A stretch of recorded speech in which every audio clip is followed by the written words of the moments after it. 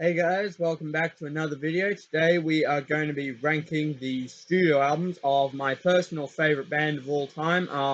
Last week we ranked all 15 studio albums of Megadeth, and we also did a video where we didn't rank the studio albums. We just went through Foo Fighters' entire discography and named the best and worst song from each album, just not in any particular ranking order of preference. Today, we are going to be ranking the albums of Metallica, my personal favorite band of all time, and this has been a pretty difficult list. The Megadeth one, even though Megadeth have a lot more albums than Metallica, they have 1.5 times as many. Um, that video was actually pretty easy. I had a pretty good idea of where all those albums went because each album has its own certain characteristics that put it in those certain places. But with this Metallica video, it has been quite tricky to do the list, but I've gotten to it in the end, and I should warn you at the start. We'll lay down a few things. Number one, we're only counting studio albums for this, like with the Megadeth video. We're not counting the Beyond Magnetic EP. We're not counting Garaging because they're not Metallica songs. That's just Metallica covering songs from other artists. And we're not counting Lulu, the collaboration with Lou Reed that has gained quite a lot of infamy amongst Metallica's fan base because it was a collaboration and isn't really counted as a studio album. Um, and we're not counting any live albums either. Even though S&M did have a couple of original tracks that were composed for it, we're not counting it either because there's no point in comparing live albums to studio albums.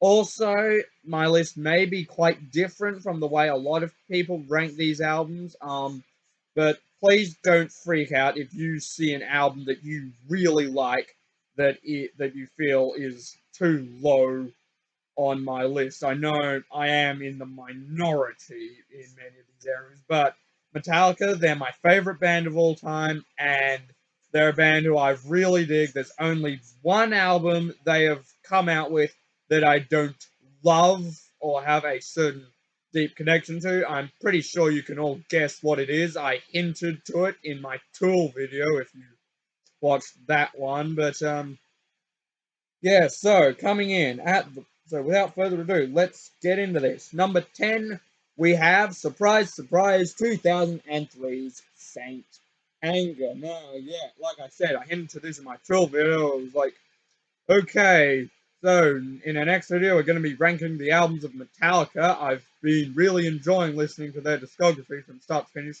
for tomorrow's Saint Anger Day.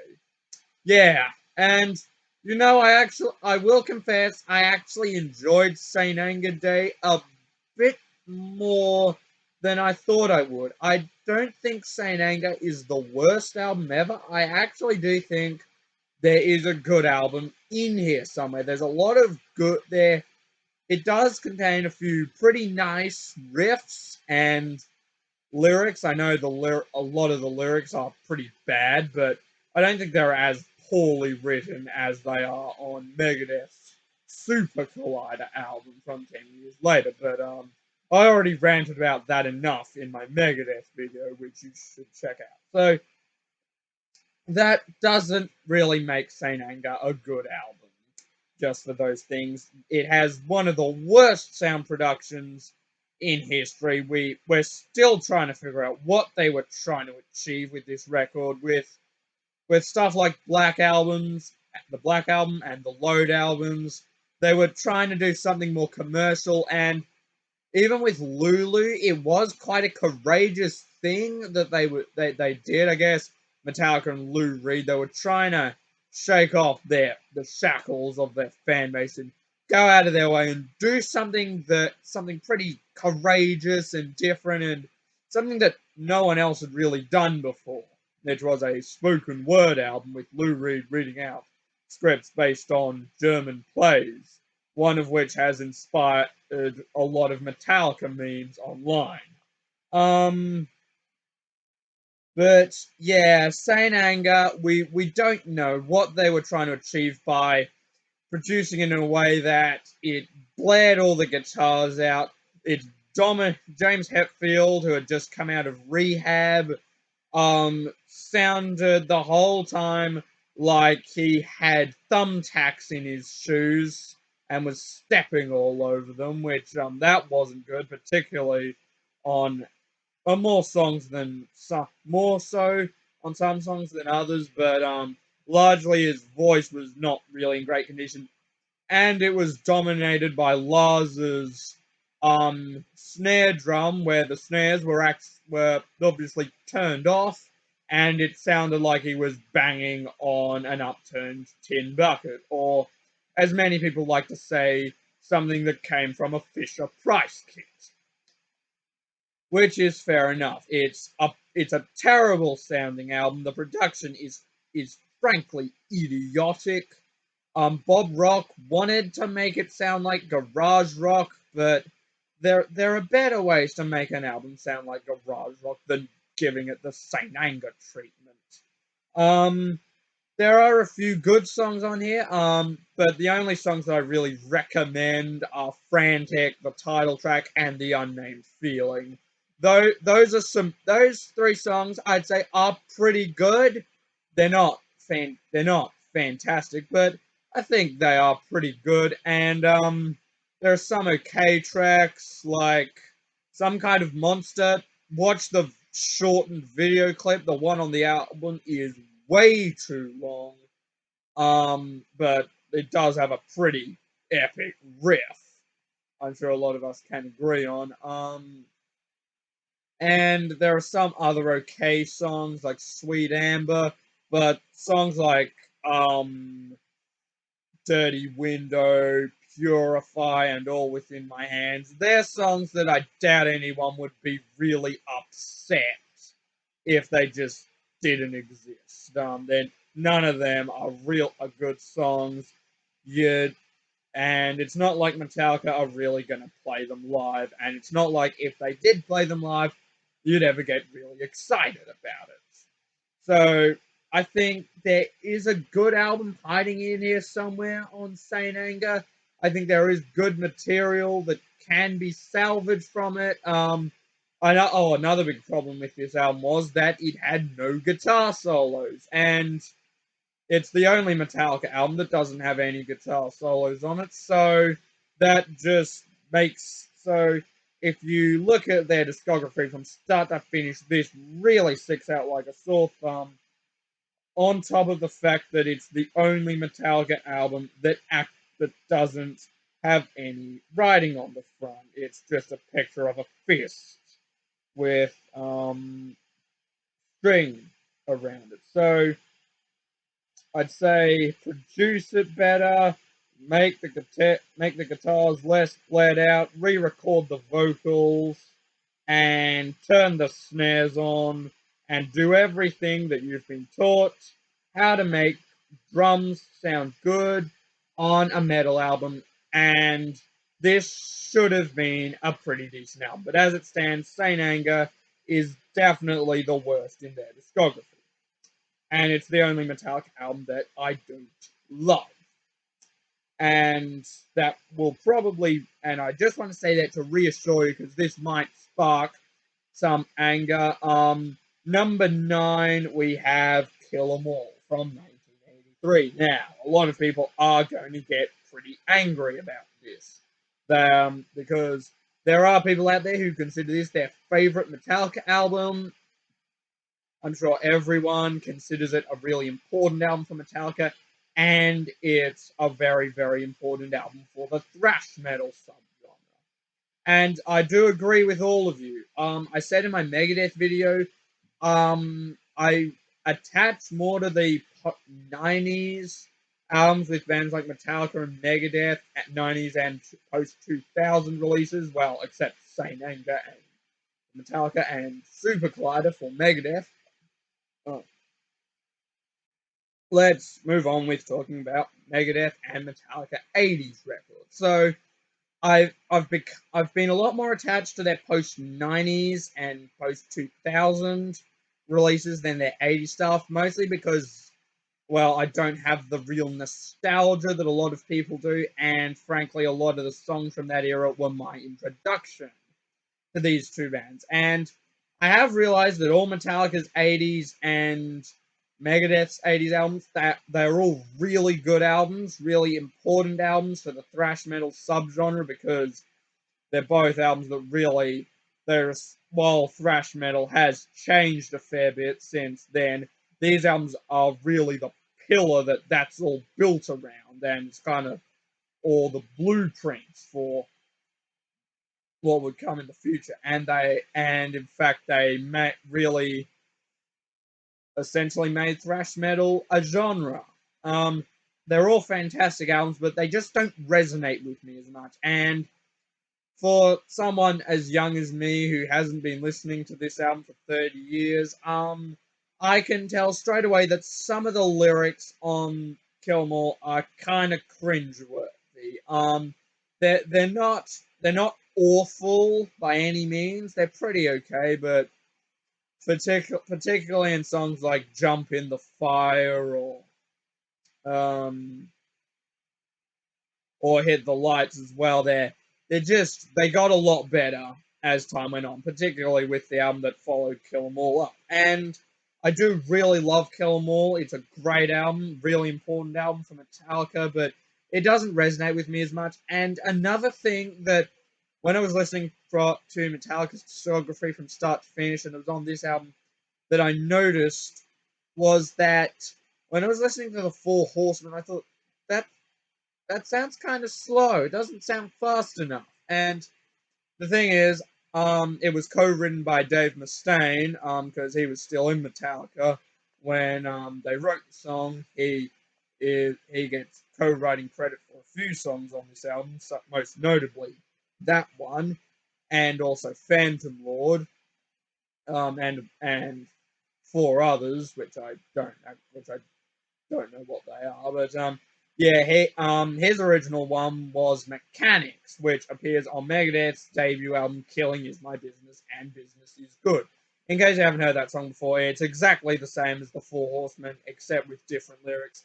And that's not plagiarism because Dave Mustaine wrote it, and he got co-writing credit for the version on this album. But the thing is, Megadeth's Mechanics is a lot faster than the Four Horsemen. I think if I listen to them back to back, the Mechanics song is much, much faster, and it makes the Four Horsemen sound a bit slow. And I think, and that is definitely alleviated in live performances.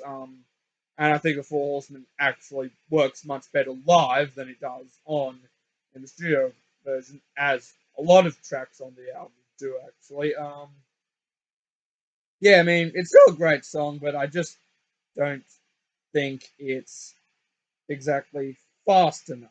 Um, don't worry about that. That's just a mosquito. There. I won't get distracted anymore. Let's keep going with the list. Right, number 7. I mean number 8. Sorry, damn it, I missed counting. Um, is what many of you might be shocked to hear. It was the first Metallica album that I heard, and it's an album that hasn't exactly become a fan favorite, let's just say. Number 8, we have Reload from 1997. Now, this was the first Metallica album that I heard, and I do think so. It does have a pretty special place in my heart. I think it's disrespected by a few people. I know lots of people rank it really low because a lot of the songs are forgettable, especially compared to its predecessor, though Load hasn't exactly gained good reputation by a lot of really hardcore Metallica fans.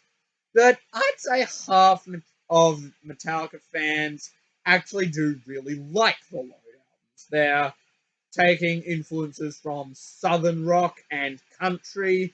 And I think Reload was an album that had kind of, that definitely beat its predecessor without the in terms of brute force. It did have a certain ferocity that out Metallica Load, but I guess the biggest problem is Load and Reload, they were actually meant to be a double album, but they couldn't finish recording all the songs in time, so they just released Load in 1996, and Reload came a year later. But the problem was, Load got all the good songs, and Reload got a lot of the filler. Now, I do think a lot of the songs are more killer than filler than a lot of people think. Obviously, the most celebrated track on the album is "The Memory Remains."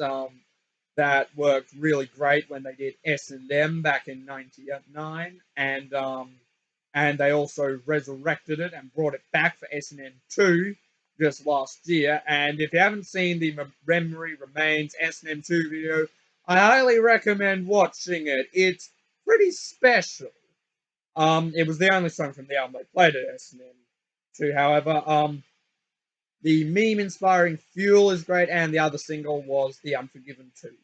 I do really like all the Unforgiven songs pretty much equally. Some people bash The Unforgiven 2. They thought it wasn't nearly as memorable as the original, and I'm sure there are also many people out there who don't like The Unforgiven 3 from Magnetic, but we'll talk about that later. So yeah, those are the three main singles from this album. Also, but it does have a lot of other really cool songs. Carpe Diem Baby, Bad Seed, Where the Wild Things Are, and Prince Charming are all very good. Low Man's Lyric is a bit mixed on fans. Loudwire actually ranked it. They did a Metallica songs ranked from worst to best video, and Low Man's Lyric they actually considered to be the best song on the album, which was a bit of a surprise to me on first read. It's pretty good. Attitude's okay. Fixer is one of Metallica's most painful songs. I mean, the three X's in it is, in its title is pretty. I don't really know how to explain it. Pretty, very interesting, and it does have some of James Hetfield's most personal lyrics. I think it's kind of, I guess it might be about his father who left him and his mother earlier. So I mean, Mama Said on Load is about his mother, and Fixer is about dad or something. It definitely mentions a father in it. Can you heal what father's done, or fix this hole in a mother's son? Yeah, it's a pretty cool tune, Fixer. Though I will admit there is a lot of flack on this record, such as Better Than You and Slither as well. It definitely had a brute force that out metaled Load, but I think Load got I th- if but I do think Load is the better album from the two, as a lot of people think. Now, on to the next one. I was just thinking, wait, what comes next? Yeah, the next one is Load from 1996. Now, as I previously mentioned, Reload was my first Metallica album. And my dad did tell me that when we were listening to it, that Reload and Load are considered to be two of Metallica's lighter albums. And he's absolutely right. They're less metal and more inspired by country and southern rock. A lot of people compare them to Leonard Skinner records. And then, so yeah, Reload was my first Metallica album, then the Black Album, and I thought I'd listen to Load, and I do think that Load is a better album, is definitely a better album than Reload. I think while it's not quite as heavy, I think it did actually have a much higher quality of songs. Sorry about that. I was just trying to find the right words to say at that moment. The quality of songs much higher on this album. It did have more singles. Reload only had 3. This one had 4, I think. Until It Sleeps, King Nothing, Hero of the Day, and Mama Said. And I mean, those are all some pretty good tunes. I do like the southern rock vibe that this album has. There's on a lot of the songs. Bleeding Me, King Nothing, and The Outlaw Torn are all outstanding tracks in my opinion. I was really, really into them back when I first heard them. Bleeding Me is another pretty personal James Hetfield song. That's why I ranked it as the best song on the album because it's um, James Hetfield wrote it about the battles with addiction he was going through at the time, and it was only a few years later before he would enter rehab during the Saint Anger. Um, yes, it's definitely a pretty personal song, Bleeding Me. It's a great tune. The Outlaw Torn, that was my first video. I covered it on bass. That's a really fantastic song. Definitely one of the most imaginative songs on the record, and one of the saddest, being about losing someone to death and waiting for a replacement that never comes. Um, I think they did also take elements of grunge on this album, such as Until It Sleeps, with the quiet um, sound for the verses, and then it builds up to make a bigger noise. Though it's definitely not as grungy as a Nirvana tune, and I don't really, and it's not like any of these songs that you could really find on a Nirvana record. It doesn't necessarily sound like Nirvana. It's just more of a hard rock vibe. Though one guy did actually say that a lot of the songs on this album could go on a Nickelback record, which I was a bit intrigued by. I do listen to Nickelback, in case you're wondering. I know some people might get a bit shocked about that, but yeah. But let's not talk about Nickelback any longer because I know a lot of people don't like them and would rather I kept the word on them as low as possible. And yeah, let's do that because we're talking about Metallica today. That was a pretty intriguing statement to make, and you could also very easily hear James Hetfield sing some of the Nickelback songs, which I found quite fascinating. But yeah, I do really like Load. It's got a lot of great songs, though the Load albums are definitely more filler plagued than a lot of the other stuff. Because, like I said, you've got the singles, and you've also got some of the outstanding songs like Bleeding Me and The Outlaw Torn. The opening track, I think, is pretty good. I won't say it because my mum won't be happy about it. She tells me not to swear in these videos, though I will ask her if saying the name of the song um, counts. You all know what song it is. It's the song that opens the album. Ain't My Bitch. Yeah, that I can't really not swear about that because that's an song good enough with it. The House That Jack Built, I think, is a great song. And the top two longest songs of this album are great, but there are also a few filler songs on this album that I'm not really crazy about. In fact, no one's really crazy about, like 2x4 and Poor Twisted Me. Those are songs that I doubt anyone is going to consider their favorite Metallica songs, but they're they're okay, but they're not exactly crazy. No one's going to be crazy about them. So yeah, number 7 is Load. Number 6 is Ride the Lightning from 1984. Now, this is another point where some people might get a bit shocked and a bit upset. I'm sure a lot of people are going to be steaming in their seats right now that Ride the Lightning isn't even in the top 5. Now, I do know that I'm definitely in the minority when it comes to that. But just because it's not in the top 5 doesn't mean it's not great. Ride the Lightning is a splendid album, in my opinion. A lot of people consider it to be the best Metallica album. Some people say number 2 or number 3, but I've never seen it outside the top 3 on any one Metallica lists. And it is a really great album. Definitely a big step up from Kill 'Em All.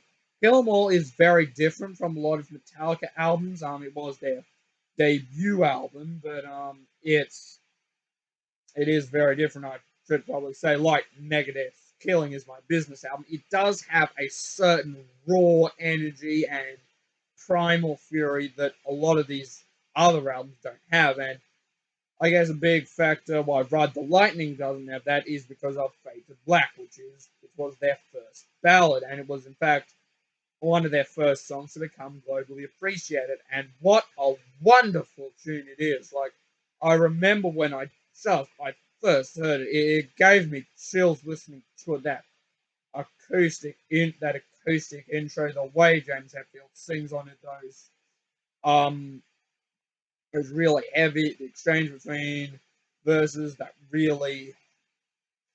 nice and heavy refrain, and the outro is also splendid as well. It's a beautiful song, Fade to Black. Definitely one of my favorite songs from the '80s period. The title track is very good. That was another one I really loved. And you've got some of the classics like For Whom the Bell Tolls, and definitely one of the greatest Metallica songs of all time that definitely has to rank high for me, Creeping Death. That is an awesome song in my opinion.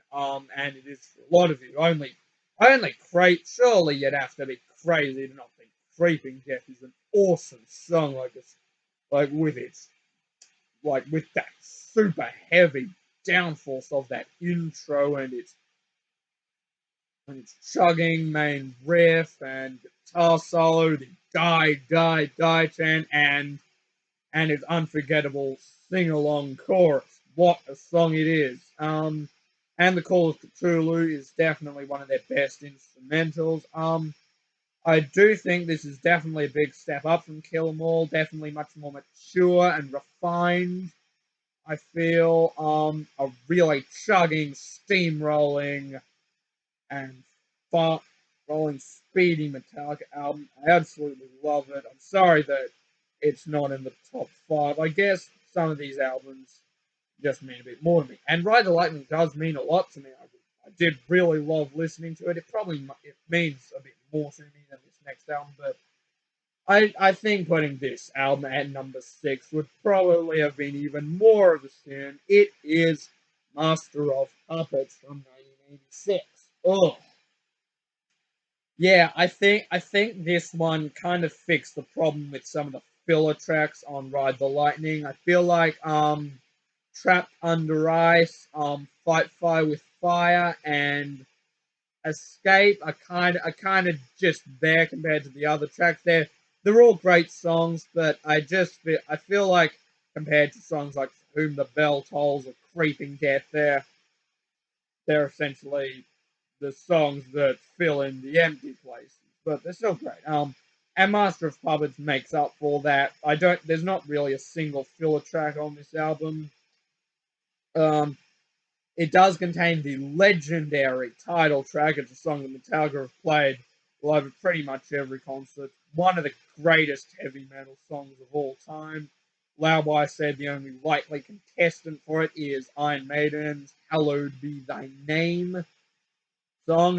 But yeah, if I'm perfectly honest with you, the title track is a song I feel like I wouldn't exactly suffer from never hearing it again. That's a statement a lot of you would make for Enter Sandman or Nothing Else Matters. But yeah, it's definitely it's not overplayed. Something that's overplayed for me just is something that doesn't really deserve as much credit as it gets. I think the title track to this album definitely deserves a lot of credit. I feel like it's one of those songs where if I just stopped listening to it for a year, then went back to it, I would go, "Yep, this is great," and remember just what a musical masterpiece it is. But the good thing is, if you do think the title track is a song that you wouldn't really want to hear again, just because you've heard it enough and you've got it laid down in your head, I certainly do. Then it's not just about the title track. There are lots of other great and brilliant songs like Battery. That is definitely one of their greatest album openers of all time.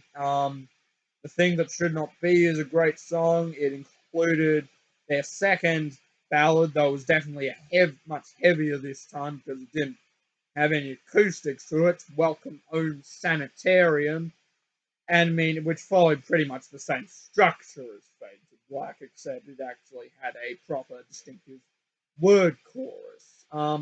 I think this was an album that took Ride the Lightning structure and perfected it, and it became the structure that a few Metallica albums in the future would hold, where you've got a nice acoustic slow intro that builds up to a really heavy pounding song. Then the title track as the second song. Well, that was only really the case with Justice for All and Ride the Lightning, but yeah, moving on, and an instrumental or long chugging piece as the second last track, and a nice short little fast song to make the full stop, and it works brilliantly in my opinion. And Orion is a great instrumental. If I'm honest with you, I don't think it's as good as Call of Cthulhu or To Live Is to Die from and Justice for All. But I do think it's still good. The Thing That Should Not Be is definitely a great song. It works really well on S&M. On S&M with the symphony orchestra. It's another song about the ancient one, Cthulhu, which is a mythical creature formed with different elements of dragon, man, and squid. Kind of like the Kraken, but different. Yeah, and Damaging. You might be surprised if you've read Loudwire's ranking the Metallica songs from worst to best. It ranked Damaging at number one. I was definitely a bit surprised to hear it, but I definitely see why they do it. It's definitely one of Metallica. It's in many respects Metallica's angriest and most violent song, but especially with those lyrics. That yeah, it's a really amazing album closer. So Master of Puppets, I think, is a really fantastic album. Definitely see why a lot of people consider it the best. It probably deserves to be the best, but on my list, it just isn't for me. I guess these other albums meant a bit more to me and resonate with me a bit more. And if you disagree with me, that's okay. It is completely based on my opinion. Number four is And Justice for All from 1988. If I had to choose one of Metallica or Megadeth's 80s albums to listen to, it would definitely be this one. It's considered by many to be their most mature album, definitely their most imaginative and progressive, and because the Black Album would come afterwards, it was the album where they kind of hit a creative dead end.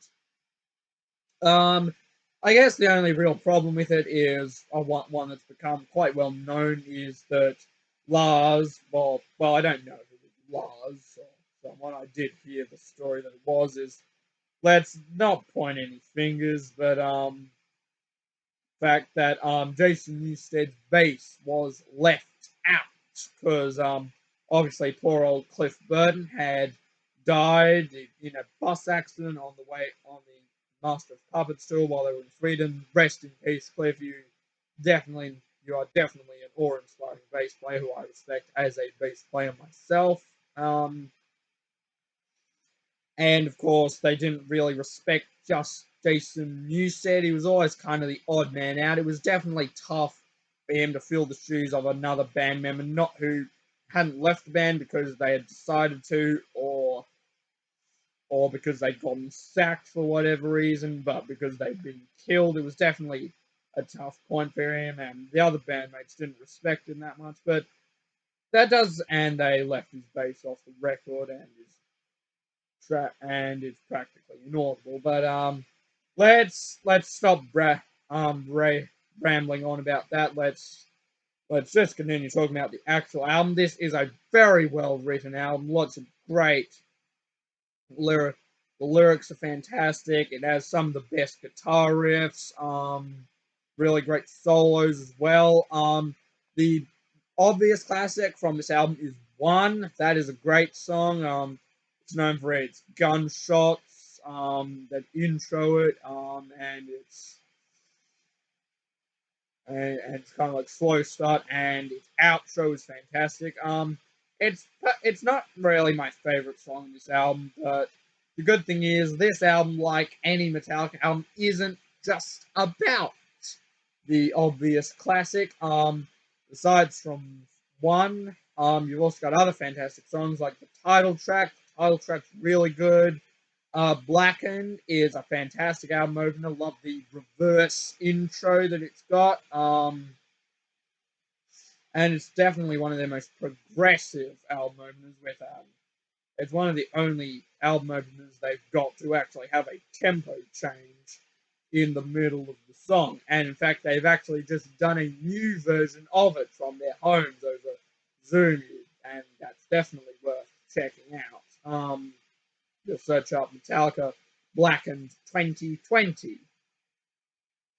Harvester of Sorrow is a great song. To Live is to Die was their tribute to Cliff Burton. The last song to receive writing credit from Cliff, because even though it's mostly an instrumental, they actually did, kind of towards the end of it, read a poem that Cliff once wrote, that had never been recorded, which carried the same name.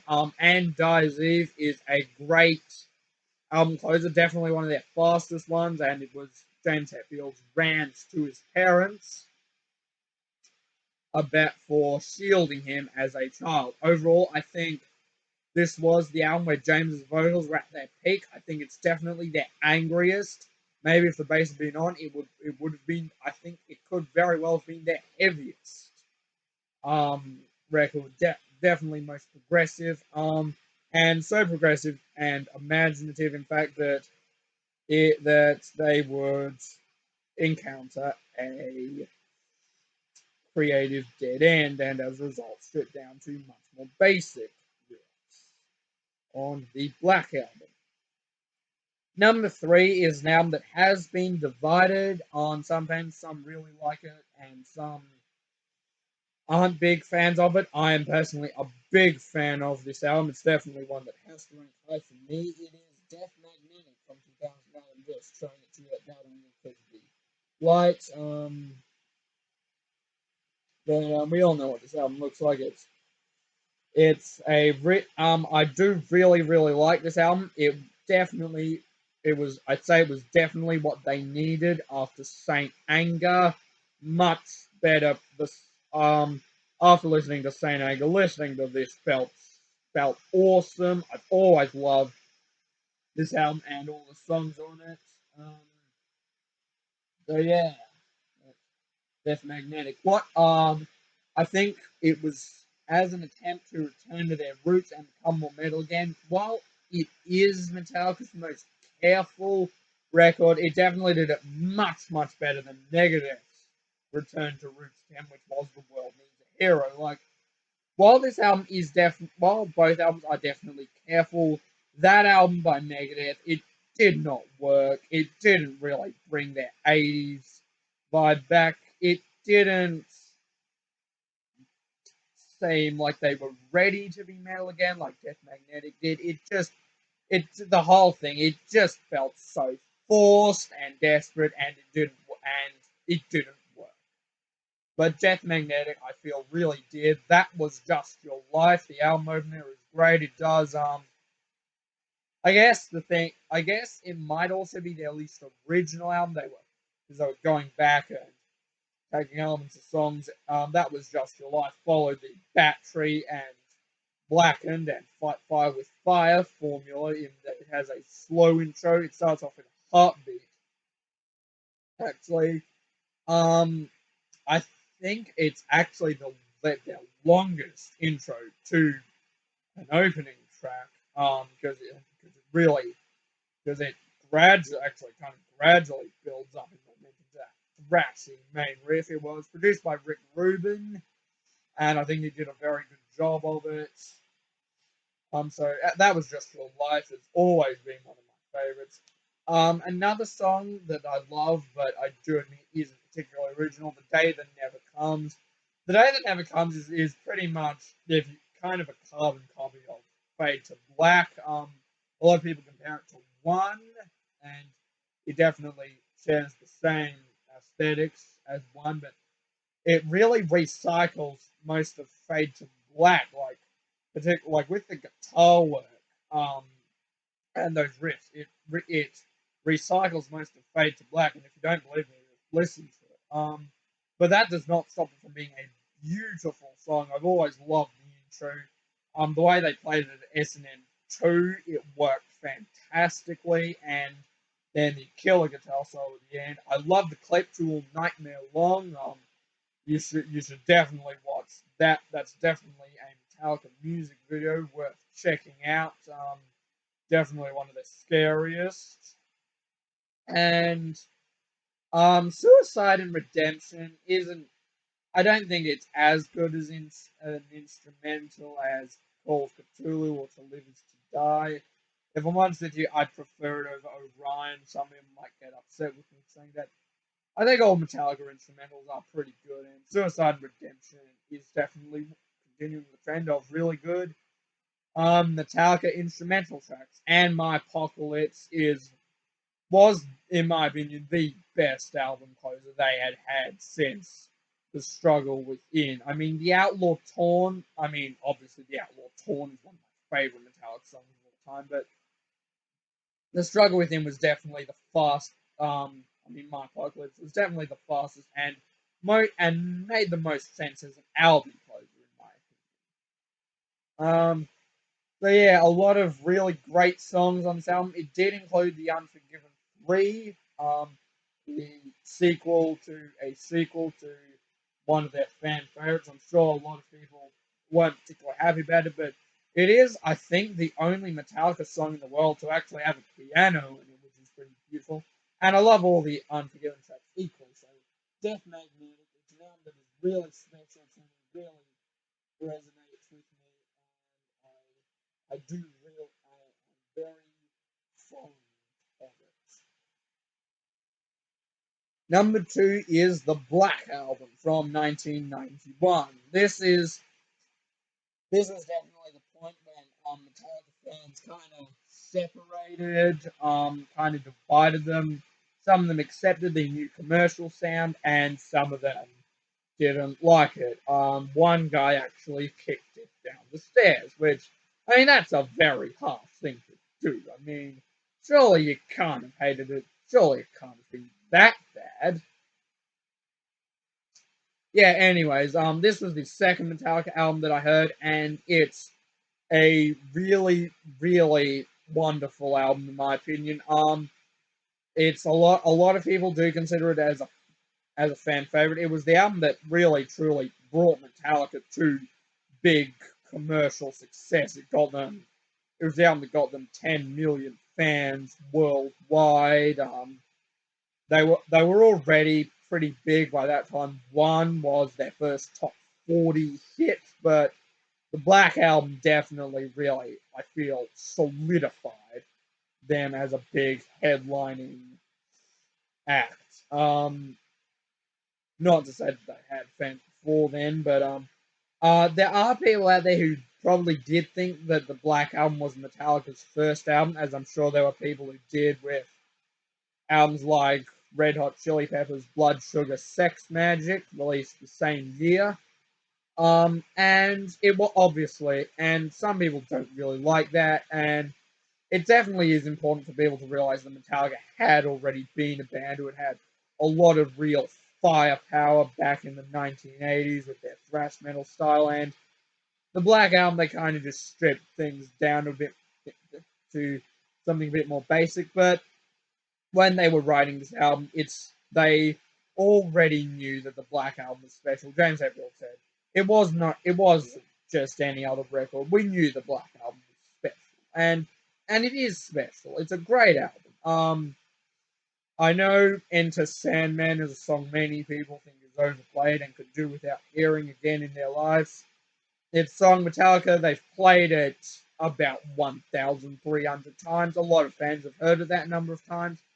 Um, and I do agree. It's definitely one of the most played songs. But like I said with Master of Puppets, it's one of those songs that if you just left it for a year and came back to it, you would truly realize what a musical masterpiece it is. And Enter Sandman was my introduction to Metallica. It was in fact my introduction to heavy metal. 3 years ago, I was criticizing an alternative rock song called White Comma Discussion by a band called Live. I'm sure a lot of you guys probably don't know what I'm talking about.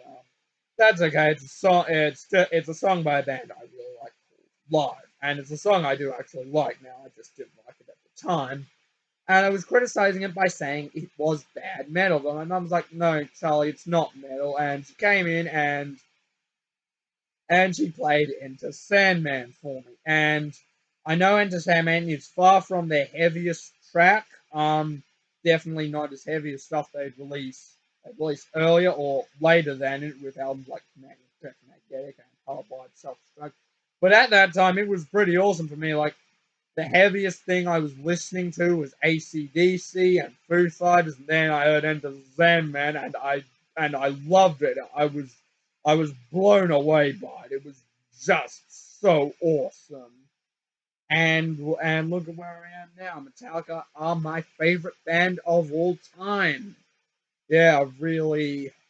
And but don't worry, it's not just about Enter Sandman and Nothing Else Matters, which a lot of people can consider are Metallica's top two most famous songs by about a country mile. Honestly, but there are also other great songs. "Sad But True" is a really fantastic song. And "Wherever I May Roam," "My Friend of Misery" is a very underrated Metallica gem. One that they should probably play live more often.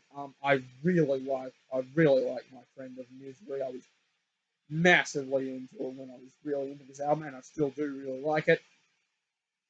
And it does have a few thrash metal classics, such as "The Struggle Within," "Holier Than Thou," and of course "Through the Never," which are very fine songs, definitely worth listening to. And this album definitely has a special place in my heart. It was the second Metallica album that I listened to in full. Reload was my first. That was kind of like a transition period when I was really getting into this certain band. Then I got into a few songs, but not necessarily the albums. But listening to this album really set in stone what Metallica are to me, and they are one as my favorite band of all time. And I love the Black Album. It's a great one.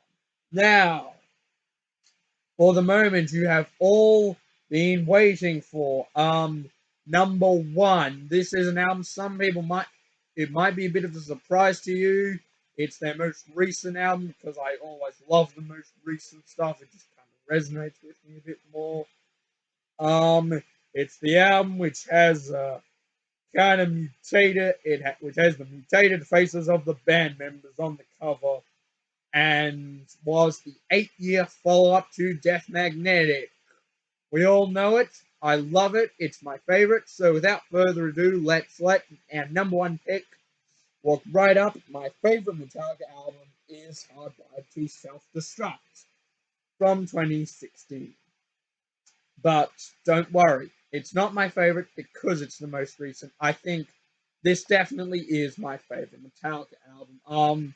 I was quite intrigued by it at first by the fact that all the songs had video clips.